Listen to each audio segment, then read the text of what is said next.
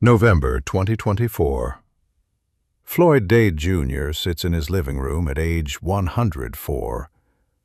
He's the last one, the last living veteran of the 761st Tank Battalion, the Black Panthers, the first black armored unit committed to combat in World War II. Every other man who served with him is gone. He's the only witness left. He remembers October 1944, landing in France with the 761st. He was 24 years old, a tank gunner in a segregated black unit.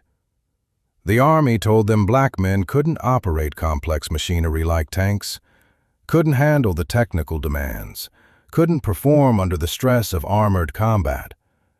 The 761st spent 183 consecutive days in combat, proving the Army wrong. They fought through France, Belgium, Luxembourg, Germany, Austria. They supported Patton's Third Army through the Battle of the Bulge. They liberated towns from German occupation. They were among the first American soldiers to reach concentration camps and witness the Holocaust's full horror. They earned a Presidential Unit Citation, recognition for extraordinary heroism in action. Individual soldiers earned Silver Stars, Bronze Stars, Purple Hearts. The battalion's combat record matched or exceeded white armored units fighting the same campaigns. Dade remembers all of it. The fear before combat, the chaos during battle, the exhaustion after days of continuous fighting, the camaraderie with crew members whose lives depended on each other's competence. He remembers coming home in 1945. Victory in Europe. War ended. The 761st returned to the United States as combat veterans who'd proven themselves in the war's fiercest fighting. They returned to segregated America. Couldn't vote in some states, couldn't eat in white restaurants, couldn't use public facilities designated whites only. The nation they'd fought to defend still treated them as second-class citizens. The 761st's combat achievements were minimized or ignored. While white armored units received publicity and recognition, the Black Panthers' story was buried. Official histories of the European campaign mentioned them briefly, if at all. Their Presidential Unit Citation wasn't awarded until 1978, 33 years after the war ended. Dade lived through all of it. The combat, the discrimination, the delayed recognition, the slow acknowledgement of what the 761st accomplished. Now at 104, he's the last man who can tell the story from first-hand experience. He knows he won't be here much longer. Age 104 is borrowed time. When he dies, the 761st will have no living veterans. Their story will depend entirely on written records, photographs, and second-hand accounts. That's why Dade still gives interviews, still speaks to students, still shares his memories despite being a centenarian. Someone needs to remember. Someone needs to tell the truth about what the 761st accomplished and how long it took America to acknowledge it. This is Floyd Dade's story, the last man standing from a unit that proved black soldiers could fight as well as anyone, then was denied recognition for decades. If you want military history from the last living witness to one of World War II's most significant units, subscribe right now. Drop a comment with where you're watching from. Dade is 104 years old and still telling the truth about the 761st. Floyd Dade Jr. is born in 1920 in Detroit, Michigan. He grows up during the Depression, experiencing the economic hardship and racial discrimination that defined black life in 1930s America. Jobs are scarce for everyone, nearly impossible for black Americans facing systematic employment discrimination. In 1942, age 22, Dade is drafted into the U.S. Army. America is at war. Pearl Harbor occurred in December 1941. Mobilization is urgent. The Army needs millions of soldiers. Dade enters a segregated military. Black soldiers trained separately, serve in segregated units, face systematic discrimination in assignments and opportunities. The Army in 1942 restricts most black soldiers to service units, quartermaster companies, port battalions, labor units. Combat roles are limited. But the Army needs armored forces. Tank warfare is critical in World War II. Tanks break through defensive lines, exploit breakthroughs, provide mobile firepower supporting infantry. The Army is expanding armored divisions rapidly. Political pressure from civil rights organizations and sympathetic officials forces the Army to create some black combat units. In 1942, the Army authorizes formation of the 761st Tank Battalion, a black armored unit that will train on medium tanks and potentially deploy to combat. The 761st is an experiment. The Army's official position is that black soldiers lack the intelligence and technical aptitude for operating tanks. Armored combat requires mechanical knowledge, tactical sophistication, coordination under stress, capabilities the Army claims black soldiers don't possess. The 761st is designed to test this assumption. If black soldiers can't operate tanks effectively, the unit will fail and justify the Army's segregation policy. If they succeed, it challenges institutional racism. Dade volunteers for the 761st. He wants to serve in combat, not a labor battalion. Armored forces represent opportunity. If he qualifies, he'll operate complex machinery, receive technical training, potentially see combat. Training begins at Camp Claiborne, Louisiana, then continues at Fort Hood, Texas. The training is rigorous. Tank operation, gunnery, maintenance, tactics, coordinated maneuvers. The standards are strictly enforced, possibly more strictly than for white armored units, because any failures will be attributed to racial inferiority rather than individual performance. Dade excels. He qualifies as a tank gunner, operating the 75mm main gun on the M4 Sherman tank. This requires technical knowledge, ballistics, ammunition types, range estimation, physical skill, rapid loading, precise aiming, and performance under stress, firing accurately while the tank maneuvers and takes enemy fire. By 1944, the 761st is fully trained and ready for deployment. They've proven they can operate tanks competently. They've demonstrated tactical proficiency in training exercises. They meet the same standards white armored battalions meet. But the Army still doubts them. The institutional assumption, black soldiers are inferior, persists despite evidence.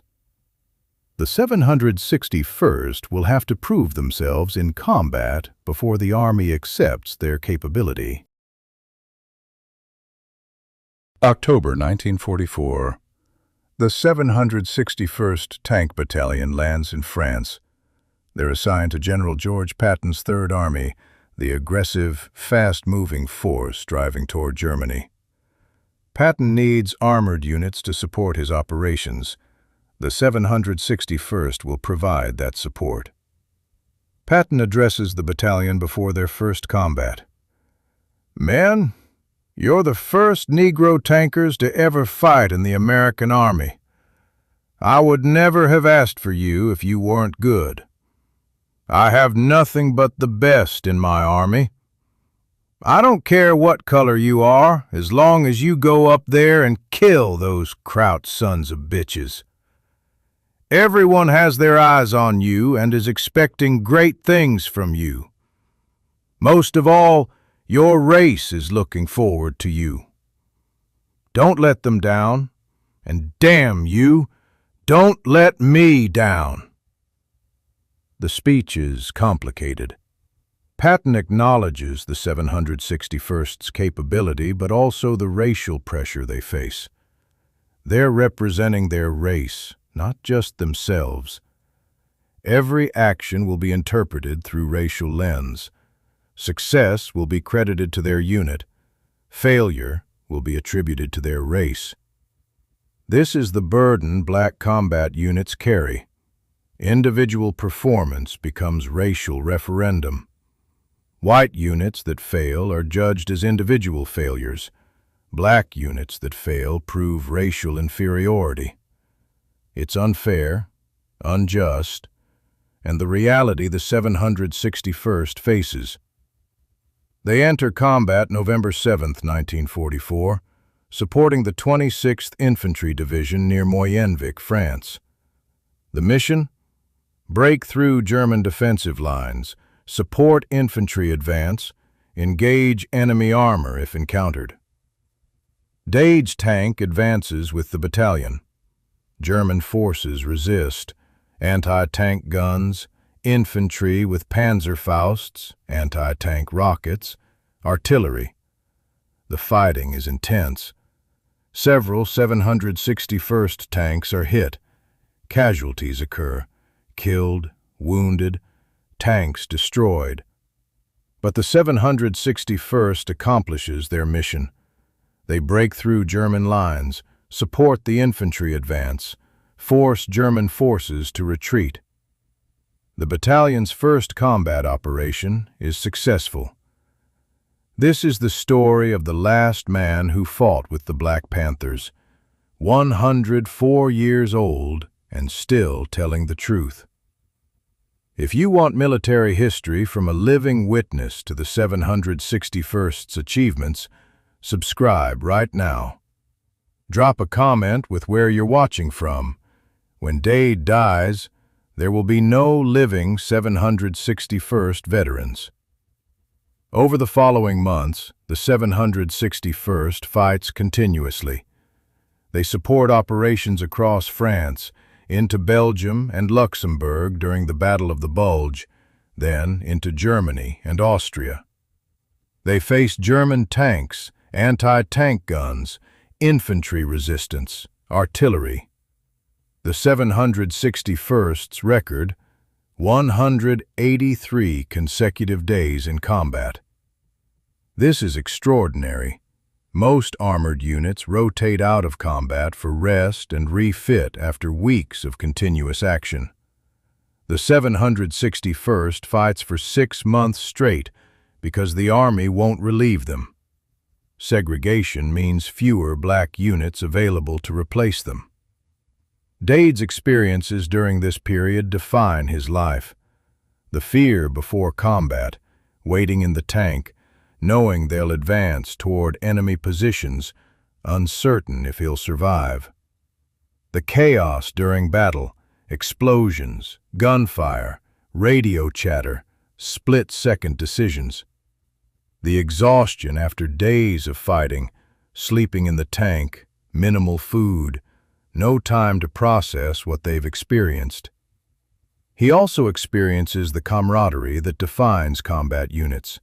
His tank crew, commander, driver, gunner, Dade, loader, bow gunner, depend on each other absolutely.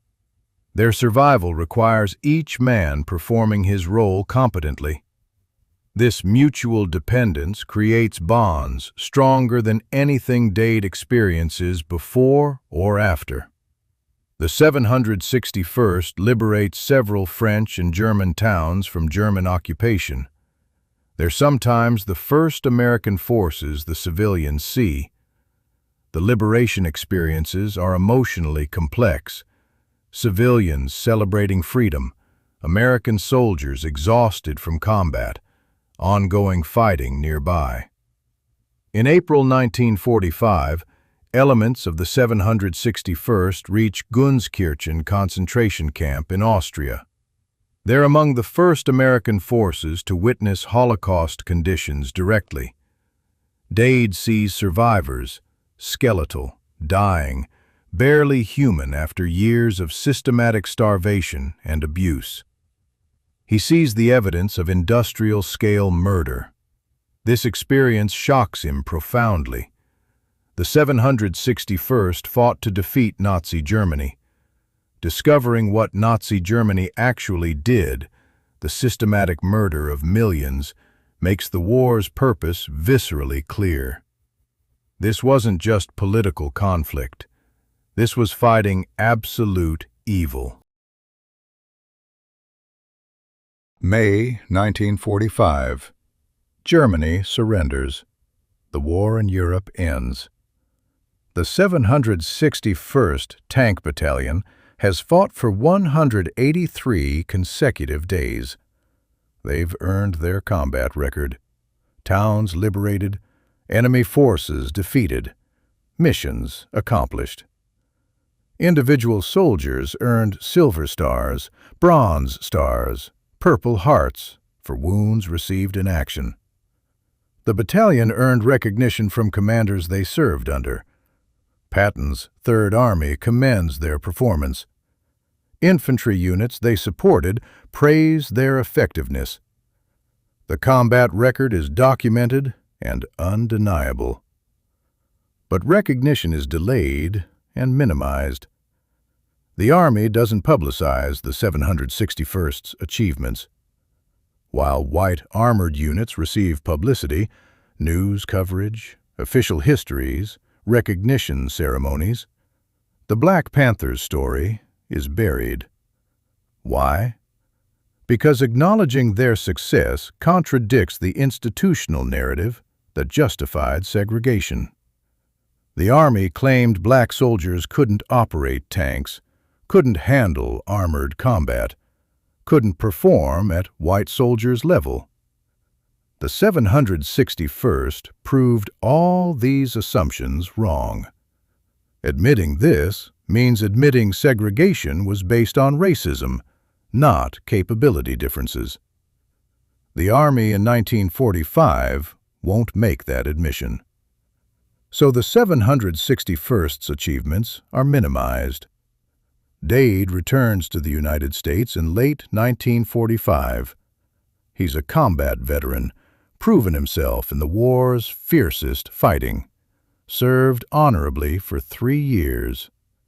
He expects recognition, gratitude, opportunities in civilian life. He faces segregated America. The GI Bill provides education and housing benefits for veterans, but black veterans find colleges unwilling to admit them, banks refusing home loans, employers maintaining discriminatory hiring. Dade experiences this personally. He applies for jobs, citing his Army service and technical training. Employers aren't interested. They don't hire black workers for skilled positions, regardless of qualifications. He faces whites-only facilities, restaurants, theaters, hotels that refuse service to black Americans. He's a veteran who fought for America, returned home to find America still treating him as second-class citizen. The psychological disconnect is profound. Dade risked his life fighting Nazi Germany.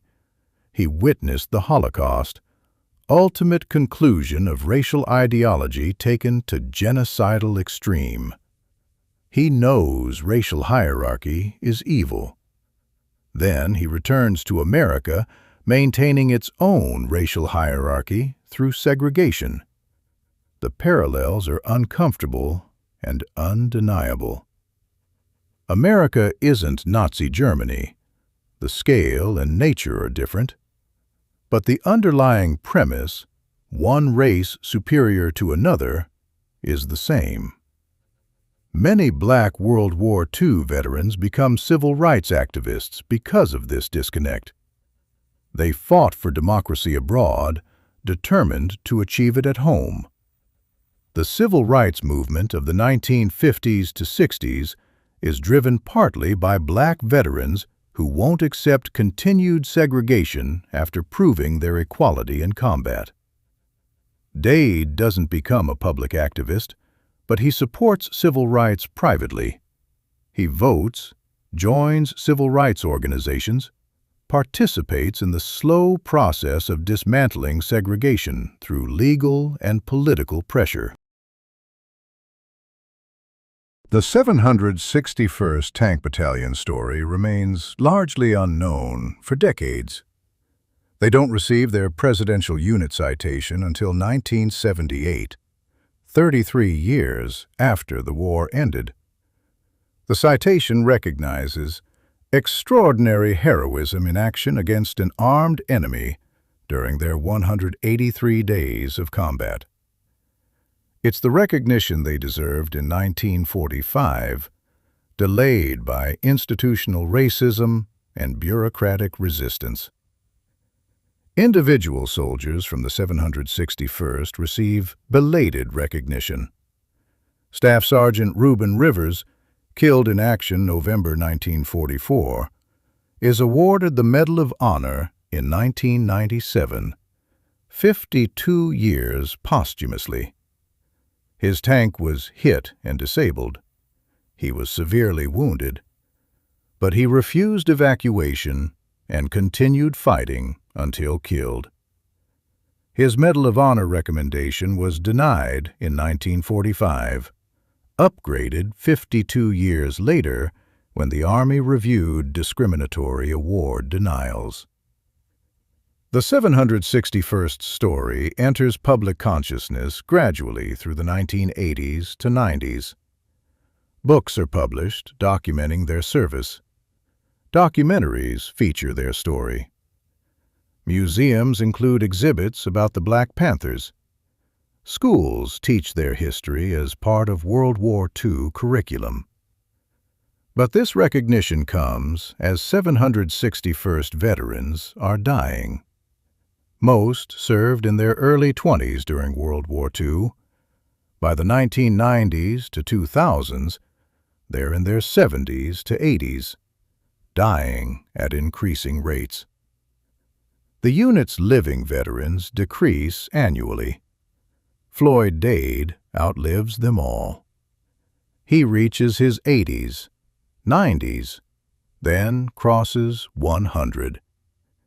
He becomes a centenarian veteran, rare category of people who served in World War II and survived into extreme old age. As other 761st veterans die, Dade becomes increasingly important as witness. He's one of fewer and fewer men who can describe their service from first-hand experience. He can tell what it was like, the training, the combat, the discrimination, the delayed recognition. Dade gives interviews to historians, speaks to students, participates in documentaries. He's 100, 101, 102 years old, still sharp mentally, still able to articulate his experiences clearly. He describes the fear before combat, the chaos during battle, the exhaustion after continuous fighting, the camaraderie with crew members, the shock of discovering concentration camps, the frustration of returning home to segregated America that didn't acknowledge their achievements. He also describes pride in the 761st's accomplishments, pride in proving the doubters wrong, pride in serving honorably despite facing discrimination. This pride isn't arrogance. It's quiet satisfaction that they did what they were told they couldn't do, did it well, and eventually received recognition, even if delayed. By 2020, Dade turns 100. The number of living World War II veterans is rapidly declining. Approximately 300,000 of the 16 million who served remain alive. Most are in their late 90s or older. The number of 761st veterans is far smaller. The battalion had approximately 700 personnel who served during World War II. By 2020, maybe a handful remain alive. By 2024, Dade is the last one. He knows this. He knows he's the final living witness to the 761st's story. When he dies, their story continues through documents, photographs, and recordings. But no living person will be able to say, "I was there. I fought with the Black Panthers. I know what happened because I experienced it." This knowledge motivates Dade to keep sharing his story. At 104, he still gives occasional interviews. He's physically frail. 104-year-old bodies are fragile, but mentally clear.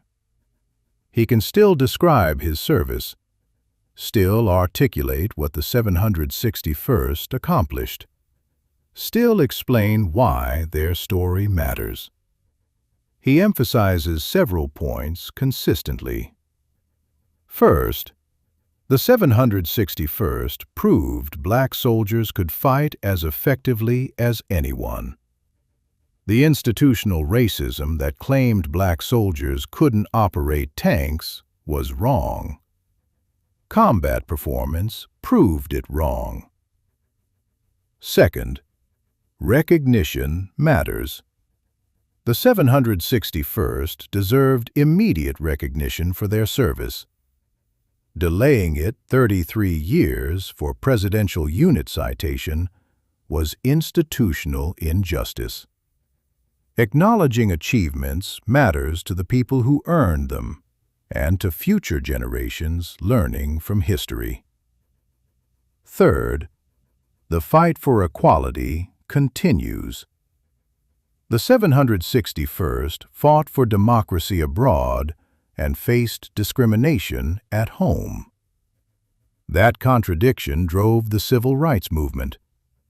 The movement achieved significant progress, but racial justice remains incomplete work.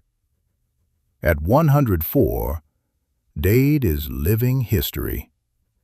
When he speaks, he represents not just himself, but all 761st veterans who can't speak anymore.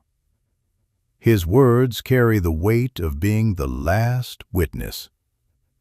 When he dies, inevitably soon, given his age, the 761st Tank Battalion will have no living veterans. Their story will depend entirely on preserved records and second-hand accounts. Dade knows this. He's making sure his testimony is recorded and preserved for future generations who won't be able to hear it from anyone who was actually there.